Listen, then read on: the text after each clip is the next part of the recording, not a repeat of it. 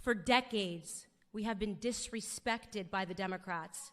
We have empowered their party, lined the pocket of their politicians, and we have gotten positively nothing in return for our blind allegiance and faithfulness. I've recently begun to immerse myself, as I told you all yesterday, in old videos and interviews of Dr. Martin Luther King Jr.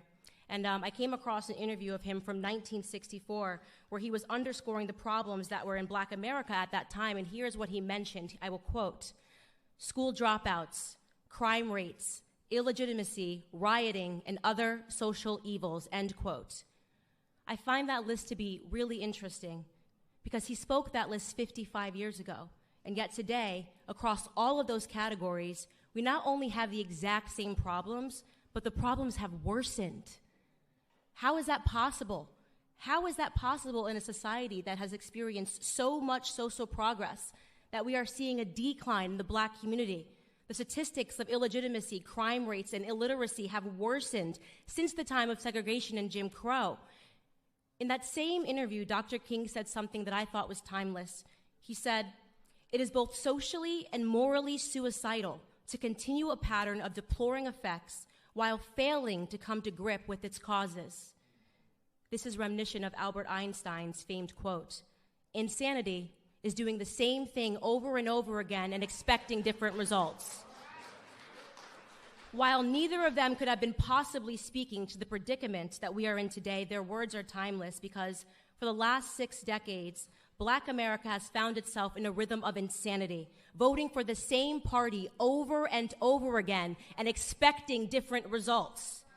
It is, in my opinion, both socially and morally suicidal that we continue this pattern.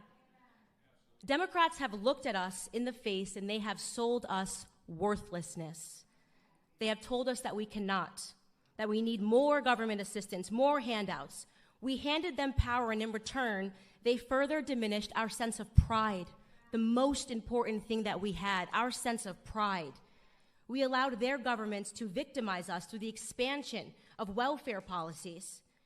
We allowed them, most importantly, to remove the fathers from our homes, removing the backbone of our families. They knew, the Democrats knew, that without stable households, our children would pursue that paternity elsewhere. They knew that our children would run to the streets. They knew that our youth would grow up and begin to mirror themselves after rappers and basketball players rather than men of high intellect and values and more attainable goals.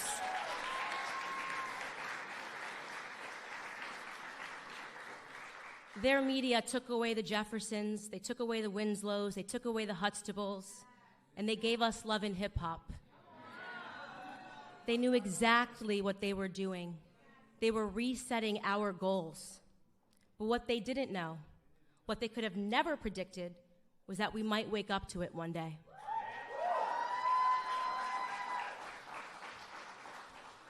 In 2015, when a man with crazy hair and a beautiful wife came down the escalator at Trump Tower,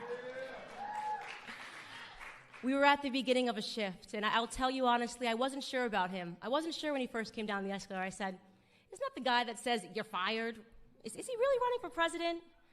But then an incredible moment happened. In August of 2016 in Michigan, everything changed for me when that same man did something that I believe will forever be recorded in Black history as a turning point for our community. That Republican candidate got on stage, he boldly looked Black America straight in the face, and he asked us, "What do you have to lose?" The courage of that moment, the courage for a man to challenge us to look around at our communities and to just acknowledge it, to be real, to be honest with ourselves, to acknowledge the filth of our communities and our inner cities, to acknowledge the state of our broken culture, our broken school system. He forced us to stop accepting excuses. Every single person that is standing in this room stands here because at some point we had the courage to set our pride aside and to realize that for the first time in decades, we had somebody who was telling us the truth.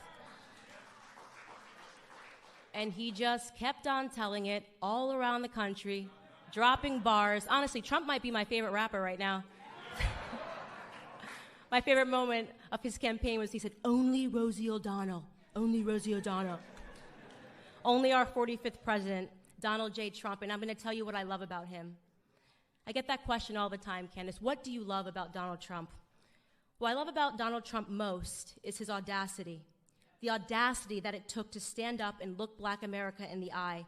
The audacity that it takes to call out these crooked Black Democrat politicians that have received billions in aid from our government and effectively stolen it from the struggling cities that they represent. The audacity to call out Elijah Cummings, the audacity to call out Maxine Waters, who lives, by the way, in a $6 million home outside of her own district. President Donald Trump has both the spine and the audacity to save Black America. It takes a lot of guts, and we all know this. When you wake up as a Black American and you realize the truth and you have the courage to speak out about it, the racist leftist media will attack you. CNN is a racist network, in my opinion. I've watched them over the past year sanction the violence of Antifa against Black conservatives. They have referred to all of us last year in the same exact room. CNN referred to all of us as paid puppets. They said we were paid to be in this room because they cannot fathom that we would ever have the courage to stand up and to tell them no more. No more victim narrative, CNN. No more victim narrative, MSNBC. No more telling us that we cannot do something because of the color of our skin. No more fear politics. No more attempts to scare us into voting for you. No more lies. No more half-truths.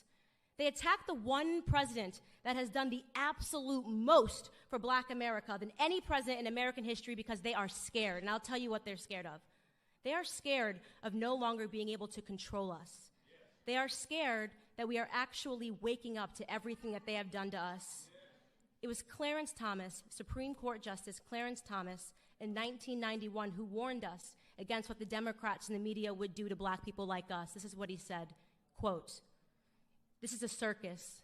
It's a national disgrace, and from my standpoint as a Black American, it is a high-tech lynching for uppity Blacks who in any way deign to think for themselves, to do for themselves, to have different ideas, and it is a message that unless you kowtow to an old order, this is what will happen to you. You will be lynched, you will be destroyed, you will be caricatured, rather than hung from a tree." How right was Supreme Court Justice Clarence Thomas in the treatment of Black Americans today? It is a national disgrace. But let them continue. Let them continue their attacks on free-thinking Blacks. It's not going to stop us in any way from supporting this administration, from supporting people like our honorable Vice President, Mike Pence, who is finally talking about God again on the national stage.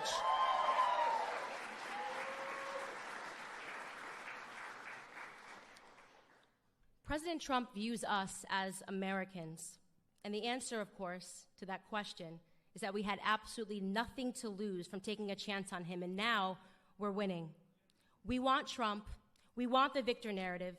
We want opportunities. We want to be viewed as Americans first and foremost.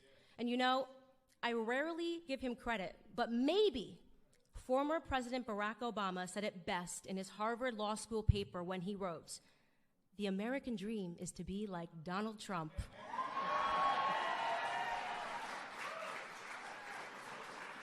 We want the American dream. And on-campus activists, some of you guys supported me, know me as a published author. Definitely all of you know me as a public speaker, and I would imagine that a lot of you guys found me through my personal organization, Blexit, which you know aims to bring conservative principles to the minority community. And some of our more obtuse friends in media seem to know me as a Black white supremacist. Not sure how they worked out that piece of brilliance. But today is the first time that I emerge on the CPAC stage within my most official and my most accomplished capacity. It's the first time I'm hitting the stage as a mother.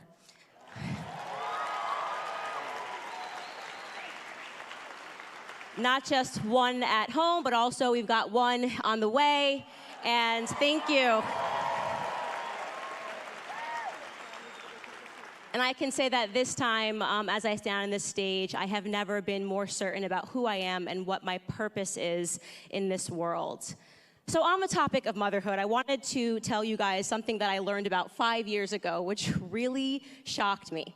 Ready? So in the wild, far from the flowery depictions that you see of PETA, where the animals are loving each other and hugging all the time, and the only thing that happens bad in the wild happens because of awful human beings, in the wild, male bears actually kill their cubs.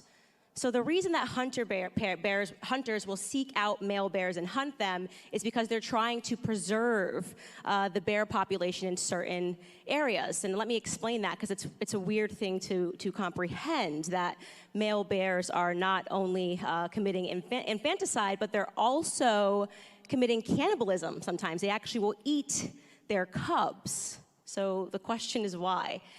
Well, similar to the human species, when female bears give birth and are nursing their cubs, they cannot go into heat. But, and this is what the papa bears have worked out, if a nursing mother loses her cubs, the lactation will stop and she will once again become receptive to breeding. So male bears kill their cubs for sex, really, is what it comes down to. Savage, to say the least. But there's something else that I'm getting at, and there is something that is amazing about this story that I learned, and it's that when the male bear does attack, the mama bear fights back with everything in her to protect her offspring, and most times that is a fight to the death. That is actually where the true concept of the mama bear, which we all use colloquially today, it comes from that concept of them fighting to the death for their cubs. And as a result, those of you who live near wildlife will know this. When you see a bear cub anywhere, no matter how cute and cuddly it looks, you do not go near it, right? Because you know somewhere nearby, mama bear is lurking and she will take no prisoners. Now, I share this with you because lately I've been left wondering what our human world might look like if we all drew inspiration from such a notion, a world where even seeing a child signaled a respectable threat and a retreat from would-be predators. To the school boards, to the pharmaceutical companies, to the politicians, and to the bureaucrats who accept money from them to violate our children mentally and sometimes even physically.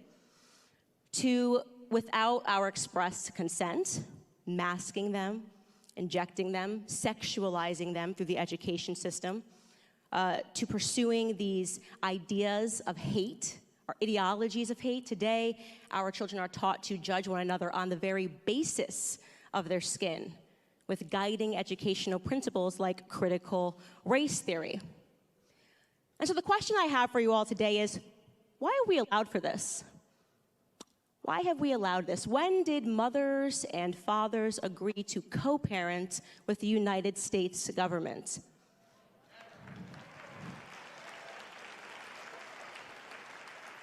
I firmly reject this arrangement, and I hope that you guys will as well. You see, in my mind, I believe that the state began assuming control over our households through a very successful campaign that began with radical feminism in the 1970s, which said to women, don't stay at home. Go be like a man. Go to work. Why would you want to stay in the kitchen? Don't make him a sandwich. These ideas that were quietly and subliminally planted into even my mind in the public school system. If you want to be successful, success is not marriage, success is not children, success is climbing the corporate ladder like men. That is the only way to achieve equality. What a wonderful opportunity that represented for the state. Because in mother's absence, the Department of Education began raising our children. And today, we are reeling from the aftermath of that custodial transfer. It has never been clearer, especially over these last 2 years, in the era of COVID, just how much power we as parents have ceded to the government. And then there's that fashionable brainwash, which we see at home when you're watching the pollution of the mainstream media narrative that tells us that we ought to just trust the experts, right? Trust the experts. Don't even think about it. Go to work. Trust the experts. Here's what you need to know. You need to put a filthy cloth over the mouth of your innocent child. Trust the experts on the second dose, the third dose, the fourth dose, the never-ending doses of vaccines. Just trust the experts and don't ask questions because you're not smart enough to understand this.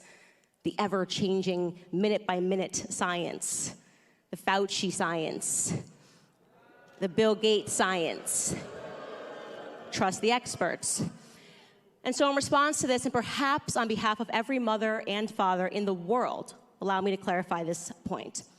My son is today 13 months old. I figured out his personality. No kidding, when he was in the womb, with every kick, how dramatic he was to let me know that he needed to eat now. I predicted quite accurately that he would be stubborn like his mom and very punctual like his father. When he entered the world, I sustained him from my body for a year. I mean, that just kind of, it's incredible to think about. Every ounce he gained was being produced from me. Today, I can read every octave of his cry, and mothers and fathers, you know what I'm talking about. There's the cry that means he's hungry. There's the cry that means he's angry. The cry that means he's tired. There's the cry where he just wants something that's within his grasp. Then you know that very distinct cry when he's actually hurt and you gotta race up the stairs. I can even hear his silence, and that sounds crazy. I can hear his silence. It's the too quiet when they're up to no good, right? You're just like, what's he doing? What's he got his hands in? He's way too quiet right now. You see, when it comes to my son, I am the expert, okay?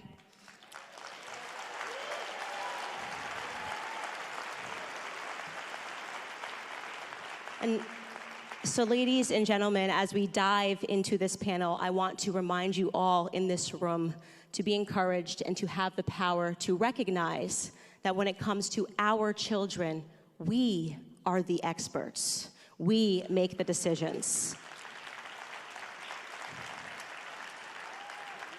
And so we've got a great panel today, and please give a round of applause to welcome some of these real experts to talk about the most important battle that we as parents